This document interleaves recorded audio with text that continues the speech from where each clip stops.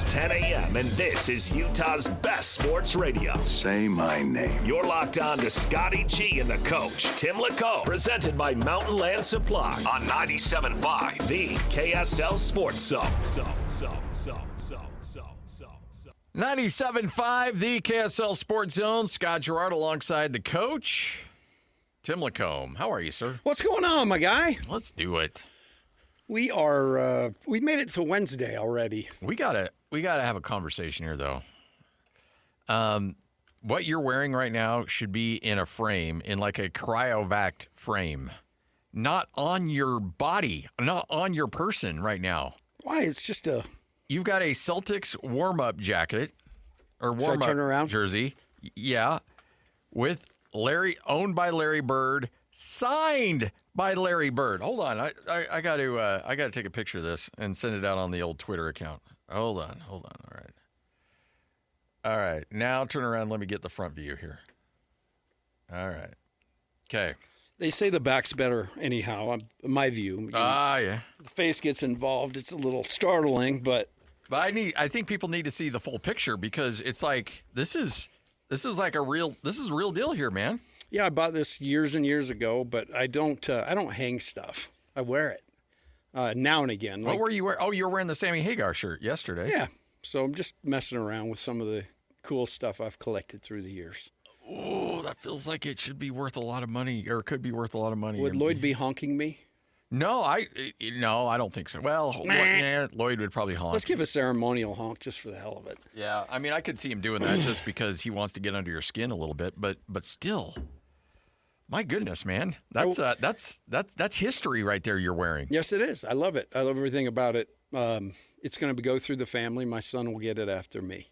Yeah. If it's still there. If it's still, you're not running it through the washer. No. Okay. And I don't. I did wear it on stage one time and sweat in it a little bit. Yeah. But, well, that's just look, Larry probably sweat in it too. So you're just mixing sweat with Larry Bird. So it's all good. But, yeah, man, Wednesday's here. Wednesday, it seems to be just like the gate to the weekend to me. You hit Wednesday and you're rolling. Tomorrow we will be down at BYU football kickoff golf tournament, and we'll have all kinds of fun down there. That's going to be a blast. I'm excited. I'm excited to hang with them. Last time we saw all those guys was in Dallas. Yeah. So it'd be great to catch up. Plus, everybody gets to knock on each other for their bad golf swing, so it's always a lot of fun. Yeah, I definitely will be in the running for the worst swing. I doubt that. I still think you're a ringer. I've not golfed with you. I still think you're going to be a ringer. Well, you'll be disappointed because that is one thing I am not. I don't know, Alex. What do you think? You think he's a ringer? I think he's a little bit better than he's leading on. Yeah, I do too. But I'm no ringer. I promise you. Look, guys, I'm terrible. Let's just let's go $100 a hole. We'll find out tomorrow.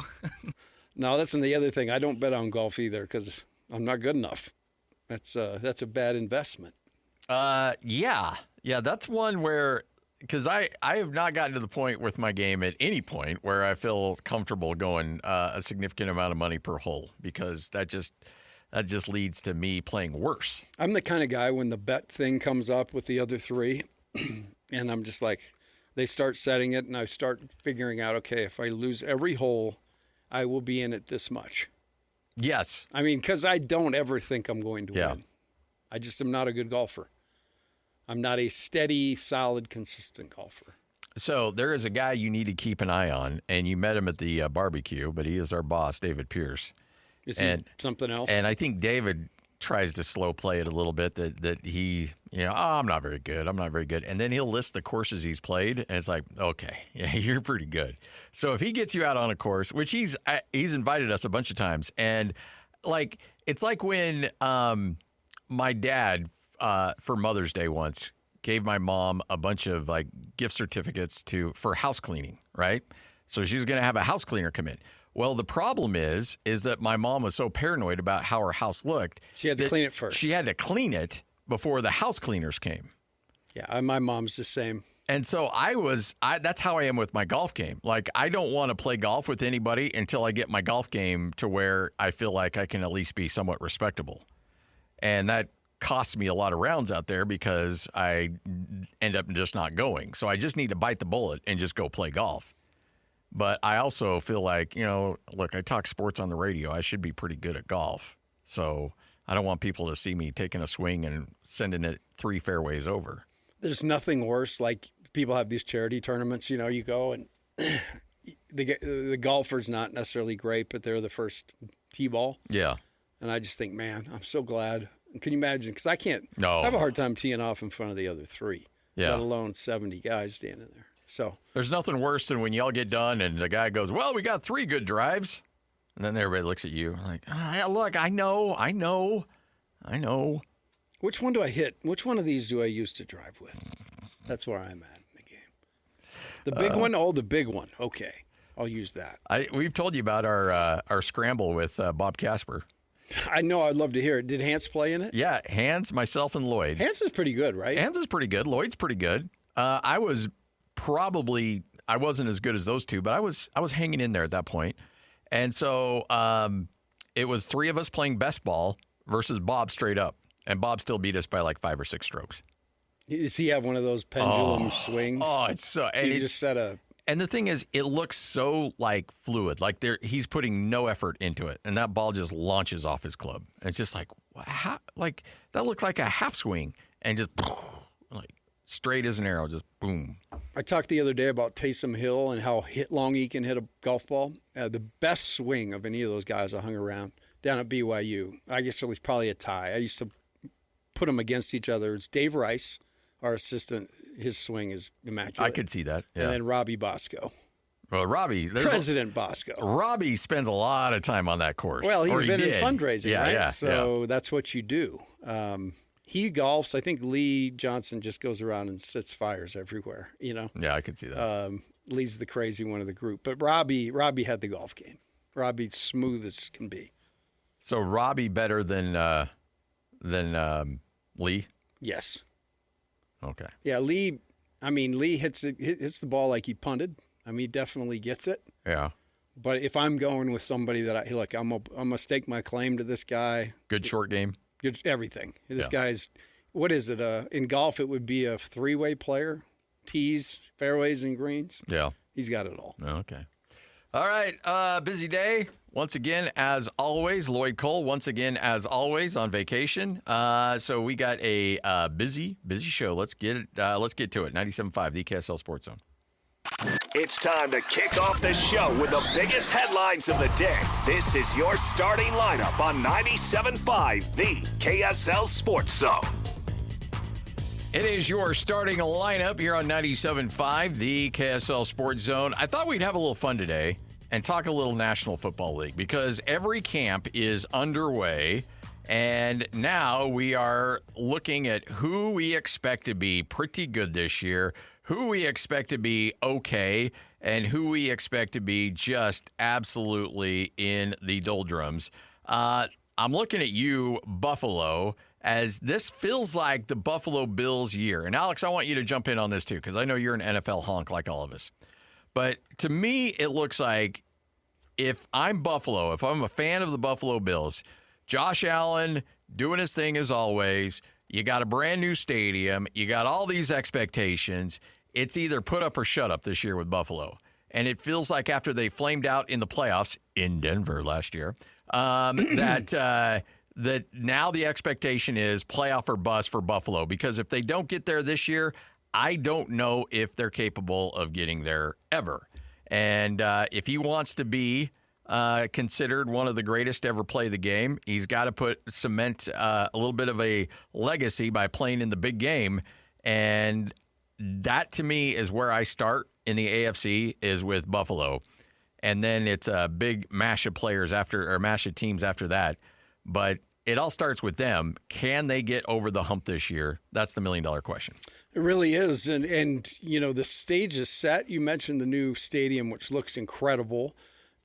Still outdoors. Yeah, I know. As you mentioned, they did not put a top on it, so everybody will have to volunteer their hours during the week to shovel the stadium still. Would you do that if they gave you tickets to a playoff game? I probably would. Yeah. Yeah, just for the experience of it. If people don't know, a lot of times what they'll do when the snow really comes down, they'll put a plea out to the community and say, bring a shovel help us clear out the stadium, and we'll give you a pair of Upper Bowl playoff tickets. And people just show up in droves. With shovels. With shovels, yeah. I think I would probably do it one time, but I would be one of those that found, the bathrooms and things like that with my shovel. Oh, guys, I'll be right back. Last night I had some Mexican food. It's just killing me. Just running right through me. I'll be right back. You guys keep going. 2 hours later. Oh, wow, you guys made a lot of progress. Have they handed the tickets out yet by chance? That'd be me. Yeah, same, by the way. So you got Buffalo, as you mentioned, that brand new stadium. And where are you at on Josh Allen? He's a great fantasy quarterback, but do you trust him in a big game? Well, I mean, he's had plenty of opportunities and hasn't been able to get over the hump. And you start to wonder if maybe it's just in the water in Buffalo. Oh yeah, all those years with Marv Levy, just getting so close, never been able to get it done. The great Thurman Thomas. Think about the games that he had in the Super Bowl. Andre Reed. But it just takes one. I was a Red Sox fan forever. I went through all of that. You were a Cubs fan forever. And all it does, it just takes one, and you kind of get the stink off. And that's what they need to do. I think they're set up to do it. And I think Josh Allen can do it. I mean, I do believe in the failed attempts, it hasn't always necessarily been his issue. Yeah, that game in Kansas City where they had it. They had it. It was there for the taking. And then they put like 7 guys on defense. Yeah, and their defense gives up a bunch of yards. They kick a field goal, send it into overtime, and the game's over. I mean, I thought that was it. I thought they had it. So really, really close. I think he's made of the right stuff. A Western kid, tough dude. And I would actually welcome it. I would too. I would welcome it. I'd cheer. There are teams I'd cheer against in the NFL for different reasons, but the Bills they're easy to cheer for. So then you make the next jump to, all right, so there's Buffalo at this level, and then I think you go to the next tier, and in that will be my Denver Broncos, who, look, if Bo Nix stays healthy, and I know we joke a lot, but had he stayed healthy, not broken his ankle, there's probably a good chance that they beat New England in that AFC Championship game that following week. Instead, he's hurt. They throw in some shoe clerk. He can't get it done, and Patriots go on to the Super Bowl. Either team, I think, was going to get annihilated by the Seahawks in that Super Bowl. And so maybe Nix did Denver a favor by not getting embarrassed in the Super Bowl by a really good Seattle team. But I look at the Broncos adding Jalen Waddle. They do lose a little bit on defense, but I don't think that they'll have that same great record that they had last year. But I do think they're a team that probably, depending on the Mahomes injury and how quickly he comes back, probably repeats as AFC West title. Now, you got the Chargers and you got the Chiefs and your Raiders. Yeah, the Raiders aren't quite ready. The Raiders are going to be better. Like, again, we joke around. We're taking steps up. Raiders are going to be better. There's no doubt. The Chargers, I just can't trust them. The Chiefs, if Mahomes is healthy, which is a big if, I think it's probably their division. If he starts week 1 and he's 85%, then Kansas City will win that division. But if he's not, then I'll take Denver to win that division. But it's probably one of your toughest divisions in all of football because the Raiders are going to be better and cause problems for everybody. They really are. That one, you look at it, I mean, the Chargers are an issue. And as you said, the Raiders probably pick up a couple more wins this year and cause some issues to those teams contending. But I think the way I've got it, Buffalo in the East, Cincinnati in the North, Houston in the South, love it, and the Broncos. That brings me to Cincinnati because if I look at a team, and I'm glad you bring them up, if I look at a team that I feel like is poised to really take the next step in terms of being right there with Buffalo, Denver's got to show a little bit more consistency. They got to show a little bit more health at quarterback. And I'll be the first to admit they lucked into a lot of wins last year. Like the football gods smiled on them in a big way. You go back and watch that Giants game. There's no way they should have won that game. Right. So they had a little bit of the good fortune last year. Cincinnati, if they can find a way to keep Joe Burrow upright. That's the $1 million. That's their either make or break. Yeah. If he stays upright, then Cincinnati is just as good as Buffalo. I agree. Not better. I agree. I mean, you look at the weapons they have, the receivers, of course, Chase and Higgins, Gesicki at the tight end, and then they've got a solid line. I mean, I do think it offensively for sure. Burrow can stay healthy, I think they do. You know, he's been right there, and he's been a guy like from the very beginning. But like we talk about, it's hard to stay healthy in the NFL as a quarterback. Well, especially when you have Swiss cheese for an offensive line. Right. And so I think they've addressed some things. I think their defense will be good enough. So if he can stay healthy, that's the big caveat there. So the storylines in the AFC, probably number one, where's Patrick Mahomes? Because Kansas City paints this beautiful picture of him being ready to go. And you can be ready to go, but you also could not be ready to go. Physically, you might be getting the green light, but mentally, it's just really hard to come back from an injury like that when you've been Superman your whole life, and then all of a sudden you had to go through crazy rehab. You didn't go through your normal spring and summer preparations that you normally do. I've just seen it with too many quarterbacks where they just don't come back and look the same. If anybody can pull it off, it's going to be Mahomes. But that's the biggest question in the AFC is the injury to Patrick Mahomes. If he comes back healthy, if he starts the season even at 85 or 90%, Kansas City's going to do what they normally do, and they'll be great. The next question is, can Joe Burrow stay upright? That's a huge question. And then Bo Nix's injury is probably number 3 on my list. And then number 4 is Josh Allen ready to just be the alpha of the entire conference and say, look, get on my shoulders. We're going to a Super Bowl. I don't care anymore. We're going to get it done. Well, my favorite thing about the AFC for the last couple of years has been who can beat Kansas City. You know, they're going to be the one. But now we've got that group of 5 or 6 teams that can do. You know, they can do it. They're good enough to represent the AFC, and that's, to me, that's what is exciting about the upcoming season. It's not going to be a foregone conclusion, and a guy like Mahomes, who has been incredible, is going to be facing a challenge unlike, anything he's faced before. So that will maybe even the deck for everybody else. Who do you feel like is the best coach in the AFC? I mean, it's a hard one. It is a hard one. You know who I got to give it to Andy Reid just because of consistency and what he's done. I love, and I know he made a lot of offseason headlines, but if I needed a coach tomorrow for my team for one game, and I needed my team to be tough, prepared, angry, and ready to go through a wall, Mike Vrabel is always going to be my guy. And I get it. I get it. Mike's a little. You're not talking about anything football, right? No, here. I'm just talking football. Right. I'm not talking about HR stuff. The HR stuff. If we need the HR, we'll bring in somebody. Yeah. But right now we're talking football. Just talking. I love Mike Vrabel, and we haven't brought up Drake May. I think Drake's going to have another great year. I think he'll probably be in the MVP conversation. New England's going to give Buffalo. I still think Buffalo's the class of that division. New England will cause a lot of problems, and the Dolphins and the Jets will just be garbage. But Drake May and the Patriots are going to be really good, and Mike Vrabel, hell of a coach. And again, if I needed one coach for one game, it might be Mike Vrabel. And Sean Payton's great too. Although there's a lot of warts with Sean Payton. Just being a fan of the Broncos and watching him, there's a lot of issues. He and Bo Nix and their little back and forth was really weird.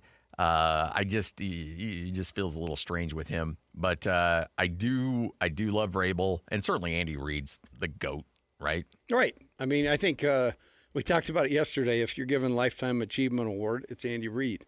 He gets the Draymond Green $28 million, best coach in the AFC. Yeah. But the point is, there are a handful of really good coaches in the AFC that can be a difference maker. And then the other thing is a bunch of young quarterbacks ready to take the next step. Your guy, Bo Nix, talked about Drake May, C.J. Stroud, Trevor Lawrence, Justin Herbert, who's getting married. Yes. We talked about that yesterday. But you talk about those young quarterbacks too, and it's like one of those guys could have a special season. It could really click for him. So can't get here quick enough. I do know we're 30 days today from week 0 of college football. Today marks the 30-day mark. Let's go. We are 30. We're within a month. We're at the calendar month of college football starting. And I can't wait. If I were Utah State, I would schedule a week 0 game every year. And I know there's a lot of rules involved. Against the team you can beat. Against the team you can beat. So you can steal the spotlight for the week. They a few years ago they had a week 0 game. They played Jim Mora his first game, or was it? Yeah, I think it was his first game as head coach at UConn. Maybe, yeah, it was his first year, and it was a great game. And Utah State was able to hold on and get the victory. But they had the whole eyes of the state, because not only are they the only team playing on that Thursday or on that Saturday, but we're all football starved for the last 8 months. So we're dying for football. Yeah, so everybody was watching it. So go steal it. I would sign up for a week 0 game any opportunity I possibly could, especially if I'm Utah State, if I'm a G5 team, because everybody's like, it's like seeing that oasis at the end of the desert. You're like, water. Yes. I can finally hit somebody. Yeah. That's not on my team. That becomes the most inane, like those couple of weeks before the season starts, and everybody's on edge, and there's not a thing you can do but handle that day. So you're gonna notice this in the media. So when fall camp starts, coming up at the end of the week into next week, it's going to be great, and there's going to be storylines right and left, and we're going to have a blast talking and breaking it down. And then all of a sudden, you get a week and a half into camp, and then it's like, rinse and repeat. And it's like, oh, come on, let's just go. Let's go. Because, and the players feel the same way, because they're over there thinking to themselves, I'm lining up against this dude again? Come on, let's go. Let's at least get into game prep. And then the week before the first game, then it kicks in and everybody's in game prep mode. But you're right, there's a little bit of a lull there, and you probably experienced it in basketball too before the start of the season. The worst. I mean, absolute worst, because really you're sitting there saying, man, the offense looks good, but does that mean the defense is horrible? You know, or the defense has a great day and you're like, gosh, dang, we are horrible offensively. It's just mind games. Yeah. So you really do have to pick objectives. You got to figure out, okay, we're going to get these things installed, and we're not going to make, major judgment decisions until we get into action. And that's why that week 0 game makes a lot of sense, because everybody's in uniform, referees are there with flags in their pocket, ton of crowd, so you can get a jump on everybody else. 30 days to college football, 43 days to the NFL, which is another reason that 0 week is awesome, because you're not competing with them either. Nope. All right, we'll take a quick look at the NFC coming up next. 97.5, the KSL Sports Zone. Scott Garrard alongside the coach, Tim LaComb, and I might add, Alex Snapolis behind the glass right here on the Zone. Queen Carvania stood haloed by the morning sun. An army hung on her every word. My champions, I have sold my chariot on Carvana. 'Twas a lovely SUV, an inexplicably queenly offer. They're even coming to the castle to collect it. Tonight, we feast. An offer you can feast on. Sell your car today on Carvana. Pickup fees may apply. His name? You're locked on to Scotty G and the coach, Tim LaComb, presented by Mountain Land Supply on 97.5, the KSL Sports Zone. All right, so yes, you must be present to win on, as you mentioned earlier today off the air, about the playlist. If Lloyd's not here, Lloyd doesn't get to play music. So I mean, that's kind of what I was thinking, but I was waiting for the executive decision. No, I think you're right on that one. So you've decided to commandeer today's playlist. Yeah, this is full on the entire playlist. Kevin McKinney from Austin, Texas. That's a good song, man. Everything he writes is great. You sent me a song this morning on my drive in. I was like, okay. The Bus Rider. I can get behind this. Yeah, it's just, yeah. So I'm going to give him a little shine today. I'm looking at the Alex showed me a video during the break. Jamar Chase is just fighting everybody, the entire defense in Cincinnati training camp. So the Bengals, Jamar Chase is all fired up and ready to go. He's throwing hands with pretty much everybody on the defense. And, welcome to training camp, folks. Let's go. So if you're thinking about taking him for fantasy, he's ready to go. Yeah, Jamar Chase might need to be up there now in case you hope he doesn't break a hand with all these fists he's throwing. But it does look like he's getting close to being in midseason form. Came off a season of 125 receptions, 1,412 yards, averaged 11 yards per catch, and 8 touchdowns. So a guy that I think a couple of years ago, he carried my fantasy team for a good while. And you always get nervous when you need a wide receiver to carry your fantasy team. But yet, if he did it, nice. Yeah, he was pretty darn good. It was a couple years ago when he was all coming onto the scene and nobody really knew about him and making big plays. Yeah. So overall, though, this is it's a fascinating year in the NFL. Our first hour of the show, we're talking National Football League because there's a lot to break down and a lot to talk about. So as we look at the NFC, we spent the first segment talking about the AFC and the storylines coming from that conference. Now, on the NFC side, I can't even in good conscience say the Dallas Cowboys are a talking point because Dallas is going to do what they always do. They're going to be good.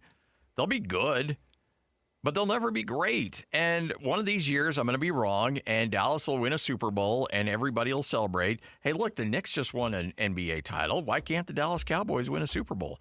It's been since 1996 since the Cowboys won a Super Bowl. And, look, Troy Aikman was the quarterback. Michael Irvin, Emmitt Smith, Leon Lett, all those guys. So it's been a minute, and Dallas has been on the cusp of getting there talent-wise, but they just fall apart in the playoffs. I don't see why this year's any different. They'll be good. They'll be, 10-7, 11-6. 8-9. 8-9. Somewhere around there. In that range, yeah. I don't think they're going to win one until Jerry relinquishes total control. And you know what's going to happen for that? His son's going to have to relinquish total control. Well, I'm just saying, they got to sell. He might need to be in the ground. Well, yeah, but I don't even know if it's good then because his son then just continues to play Jerry. So I don't know exactly. God bless you, Jerry. I watched your documentary on Netflix, and I will say the dude's got guts, major guts, probably crazy guts on some of the stories he told. But you see why Dallas can't get over the hump because if it comes down to one guy or two guys making a difference, Dallas does not do a very good job at, I don't think, assessing talent and, putting in. I feel like their front office is behind, and it's mainly because they have a bunch of non-football people making football decisions. It's like the Lakers. Right. The buses found a way to get in the way, whether it was their lack of cash, which isn't the case with Jerry. Jerry's flush with cash, but they also found a way to get in their own way a lot, and that just seems to be the case in Dallas. I mean, it used to be the NFC. When I was a kid, you talk about the NFC, you talk about the Cowboys first, and that's not the case. I mean, there's obviously Philly's trying to get back to where they were last year. And the cool part about Hurts is they've got that thing set up where he doesn't have to be Superman. No. He just has to make plays and move the ball. But I feel like I feel like the NFC is about the Rams this year. Yep. And everybody else is going to be trying to figure out how to stay in pace. The other team I actually really like out of the NFC this year is your Jordan Love Green Bay Packers. Love that team. Big fan of J Love. And again, I have a hard time. I called every snap of his in the collegiate level. I have a hard time being unbiased about Jordan Love. Are there some games where you're like, what the hell was that throw? But then there's going to be another game like, what the hell was that throw? Like it's all over the place with him. But when he's dialed in, he's great, and I think he might have I don't think he'll win an MVP, but I think he may be in the conversation of MVP this year. I do too. I've seen his name sprinkled around in some of the preseason stuff I've read. The Packers expected to be, a good team this year. Could it be Packers-Rams in the NFC Championship? That would be a whale of a situation. I do think Caleb Williams and the Chicago Bears take a step backwards. I do too. I don't trust Caleb. He's gotten, I think he probably got a little big for his britches during the offseason. Fighting with George Gervin, which is never good to do with the sports gods. Don't pick a fight with George Gervin. Leave that alone. No. I mean, if anything, wear their stuff.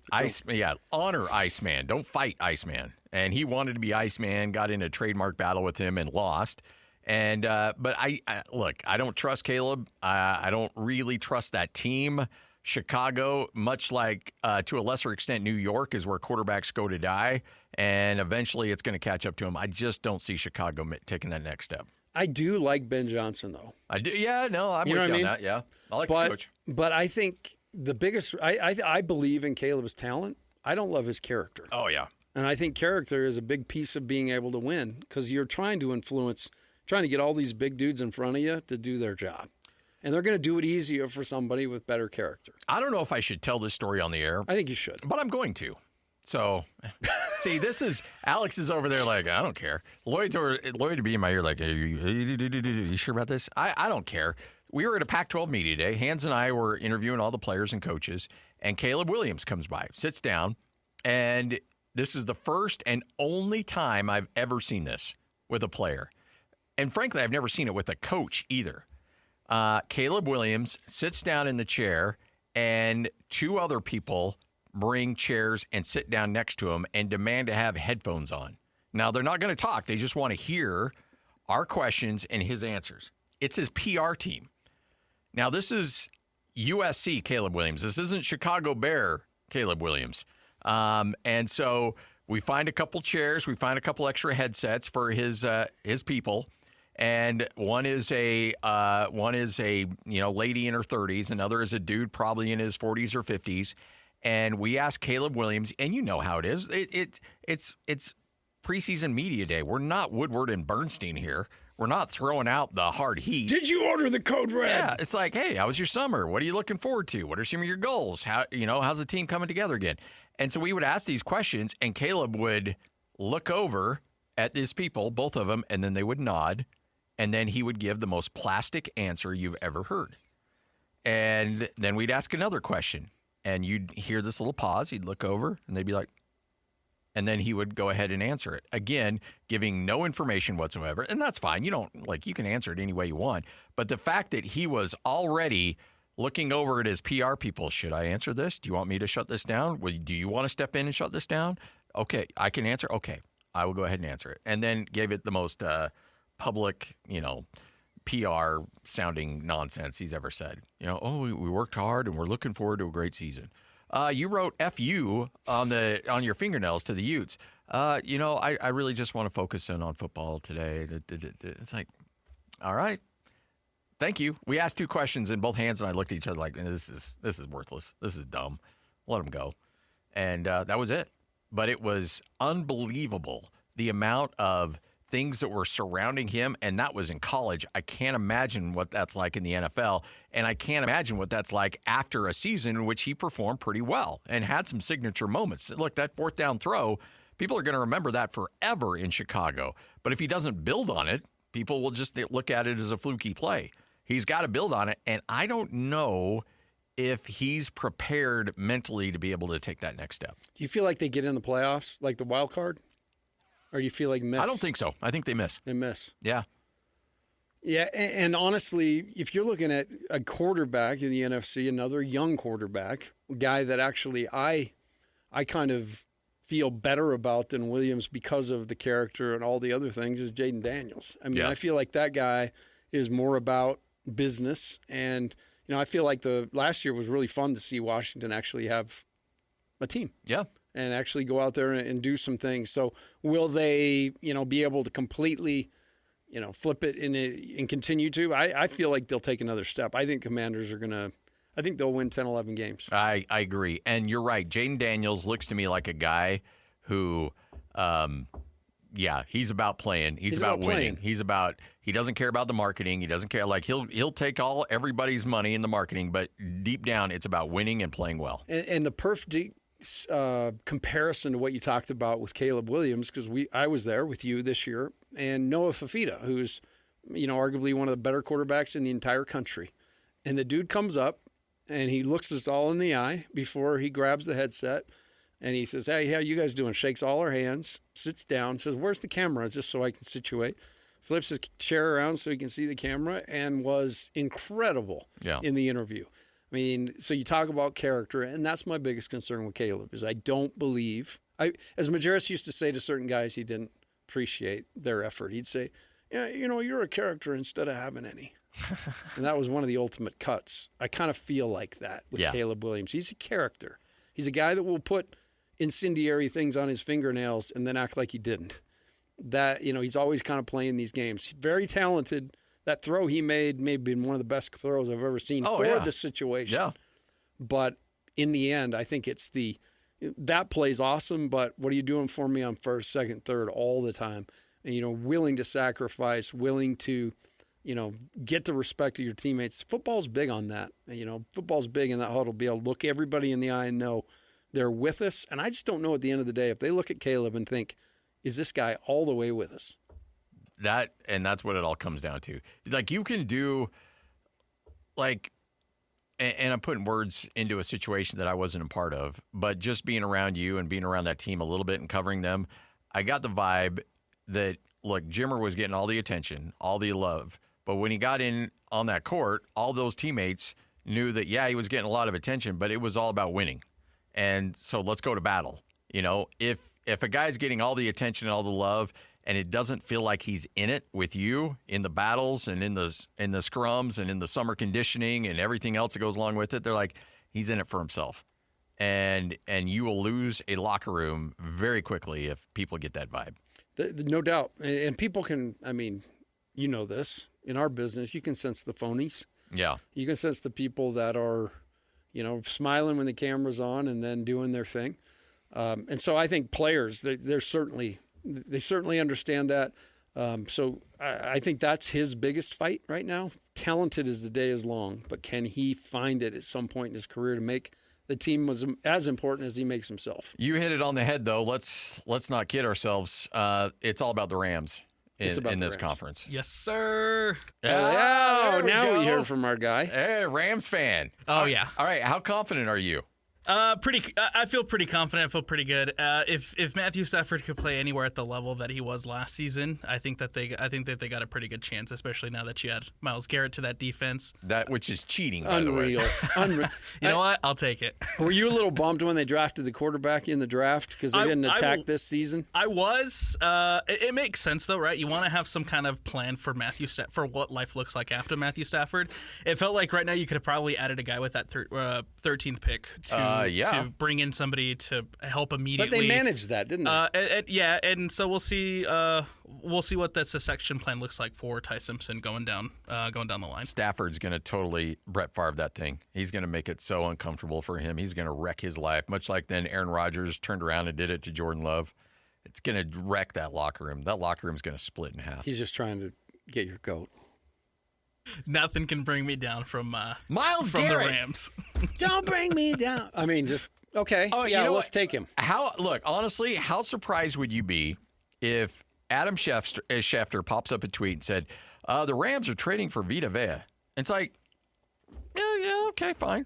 And you don't know how they did it. You don't know where they came up with the picks. You don't know how they pulled it off, but somehow Vita Vea is now on his way and playing for the Rams, because that's just what they do. They find a way to get defensive superstars, and Myles Garrett playing for the Rams feels like a cheat code. It's like when you screw with take the settings off at Madden and you just load up your team. I love that setting. Just the load up setting. Try to just really rub it in. I'm gonna ask you this because I asked you about the NFC, or excuse me, the AFC. What coach are you taking from the NFC? If you got, who's your guy? Because I've got mine. You know what? I will go, and I know he was just fired. I will go the head coach of the New York Giants, Jim Harbaugh. Or John Harbaugh, sorry. I mean, what's to argue with him, right? Yeah. He just rolls it out there and wins. He's not like his brother. I have a hard time with Sean McVay. I don't know why. Maybe he's younger than I am. Maybe he's better looking than I am, and he's crazy more successful. Like, I can handle look, when Andy Reid's awesome, so be it. He's older than me, been around longer than me, fine. But when you have a guy that's much younger than you, that's way just killing it and has a great head of hair, it's like, oh man, I can't like that guy. It's like when I go to a car lot, I can't buy from the best looking dude on the lot. Go give me the schlub that's in the back. He needs the money. You don't need the money. The guy that jumps down from the bell tower. Yeah, give me water. That's who I want to buy a car from. I've never heard that one. Mine's Dan Campbell. Oh, yeah. Run through a wall for that cat. Yeah. And I mean, I imagine if I get him to go out after the game, that'd be fun too. I think he would probably drink anybody under the table. Yeah, Dan seems to be my kind of guy. So I'm going with Dan. And I love what he's done in Detroit. The team has just been, out there for a long time, and they seem to have a little presence now. Well, and the worry is with Detroit, maybe their window is closed a little bit. Like it was there, and then maybe it's coming back. It's like, I think they peaked. It's like the Jazz, and they had that window there for a moment, and then it shuts. And there's a concern there with Detroit that they may have peaked, and now they're on their way back. I agree. I think they've peaked going from, the last few years where expectations, the climbing, expectations are really high. That's typically, as I've said, hype and expectation ruin many a party. What you may have missed coming up next, 97.5, the KSL Sports Zone. The Jazz, the Mammoth, and the Utes, Cougars, and Aggies. When it comes to sports in Utah, we've got you covered. This is Scotty G and the coach, Tim LaComb, presented by Mountain Land Supply on 97.5, the KSL Sports Zone. Oh, I'm about to put you in a bad mood. It's a good thing we're playing good music today because this is going to put you in a bad mood. This is going to send you right back to dealing. Firing mid-show like Ryan Clark? No. Okay. No. Then I'm good. No. But you are going to have a little NCAA PTSD here. All right, guys are making millions and millions and millions of dollars. Millions and millions and millions of dollars. But the NCAA finally found something. You're like, wait. Hold on. The NCAA has suspended Tennessee linebacker Arian Carter for the first 2 games of the season. Why, you may ask? Because he accepted a $427 flight from an agent after he had declared for the NFL draft. So he declared for the draft, decided to forgo the draft, took the flight before deciding to go back into return to college. And because he had accepted a $427 flight before disengaging with the agent, he will miss the first 2 games of the season. Are you freaking kidding me? $427. Dudes are making more money than anybody who works for the NCAA, and they're going to suspend this dude over $427. Now, like he said, Josh Heupel said he paid back the agent. It was because, the dude, look, the guy's playing at Tennessee. He can find $427 in his couch cushions. Like, he's like, okay, $427, boom. You want that in Venmo? What do you want? I can get it to you right now. He disengages with the agent, gives him his $427, but the NCAA decides, even though everything is hemorrhaging, people are losing arms. It looks like they're like a medic showing up with one of those Snoopy Band-Aids in the first 10 minutes of Saving Private Ryan. Here, let me put this on your arm. Oh, you know what? As you're pushing your intestines back into your stomach, here's a little Snoopy Band-Aid. There you go. That'll help you. That's going to help the situation. Like, what are we doing? This is, so everybody understands, the reason we are in the depths of hell in college athletics right now. Because since the beginning of this organization, this fledgling, brainless, stoogey, idiotic, ridiculous organization known as the NCAA got us here. Yeah. Because this is the type of crap that everybody is so sick and tired of. So, yeah, you're right. This got me now. Because, just make it make sense. Business things happen all the time. You make a decision and change your mind. Oh, yeah. The $427 repayment should have been enough. But you're right. It's the NCAA. I can see an entire boardroom standing up. We found one. We got it. Hey. Yeah, sue your way out of this one, big fella. We got you. The only difference here is they're actually going against the team with a name. Because typically it's, like Tark said all those years, if they're mad at UNLV, they're mad at North Carolina, then just fine UNLV. Yeah. Find a G4 to go after. If you've ever been to Indianapolis, the money, the buildings, the ridiculous nature of the authority of the NCAA can all be summed up in this article. right here. Yeah. And it is why we are where we are. The NCAA, there isn't a bigger criminal organization other than the mob. Period. And I've said a couple of things on Twitter. A couple of years ago, I was so after them on Twitter anytime I saw stuff like this that I actually had somebody from the NCAA in their, like, one of their departments follow me on Twitter. Like, what is that going to do? You're going to slow me down? We're going to give him a show cause. He was in the league. We know back in 1988 that this guy did this. Bottom line is, this type of stuff makes my blood boil. Because if you want to blame somebody for what college athletics is right now, you blame that stupid, idiotic organization. Look, you can be mad at the players, which is dumb. You can be mad at the coaches for all the money they make, which is also dumb. You can be mad at a lot of people for where we're at right now. You can be mad at the lawyers who are suing the kids, those entitled punks. Guess what? No, they deserve some of this money. They're generating the revenue. They deserve some of it. This is who you blame. If you want to get mad at one individual institution, right there. That's who carries all the blame in this. They could have been forward thinking. They could have gotten ahead of this. We don't need to be where we're at right now. So I'm going to go back to our instance. I know we're short on time. We'll make it quick. But when we were dealing with the one and only NCAA thing we dealt with, because I would tell you this, Dave Rose is the type of guy, like down at BYU, they don't like you walking on the grass.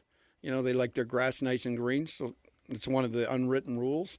He wouldn't cheat. Like, he wouldn't walk across the grass at BYU because he values rules that much. And, you know, in the instance of Nick Emery, Nick was involved with a booster. That was something that we had no idea that was any of that was going on.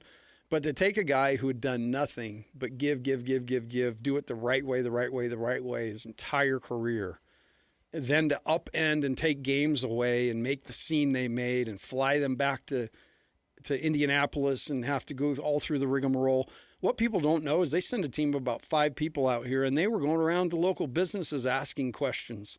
You know, it's like, who the hell do you think you are to do that to a guy like that? So I've never – I mean, that was the final straw for me when they went that deep on a guy that the last thing he'd ever do is cheat. And they allow – I mean, in the same time, the FBI is basically taking all these head coaches and naming them, and they were doing this, and they've got them on tape. And all of those dudes still stuck around. Yeah. So the NCAA and I, we don't get along. And North Carolina created a free class, a fake class to give player A's. And the NCAA didn't do anything about it because North Carolina did such a great job in denying that it happened. The worst thing you could ever do with the NCAA is admit guilt. Exactly. Deny till you die to the NCAA. And then finally they just give up. And like, oh, well, there's nothing we can do. We don't have subpoena power. I mean, one of the instances that they noted in Nick's deal, I guess a booster was in the locker room after practice talking to the guys. Nick had ripped his shoe out. And the guy walked by and he's like, what the crap? You ripped your shoe out. And he basically took a $100 bill and threw it on there and said, go get you another pair of shoes, you know. But that came up in the deal. So it is, it's ridiculous. And it's a witch hunt. They're trying to, you know, with different headlines, show that they're enforcing the law. But I think with these different headlines, it just shows you how inept, how idiotic, how feckless this whole organization has become. You don't hear feckless a lot on this show. Well, you did today. All right, 11 o'clock hour, kicking off next, 97.5. You made me mad. The KSL Sports Zone.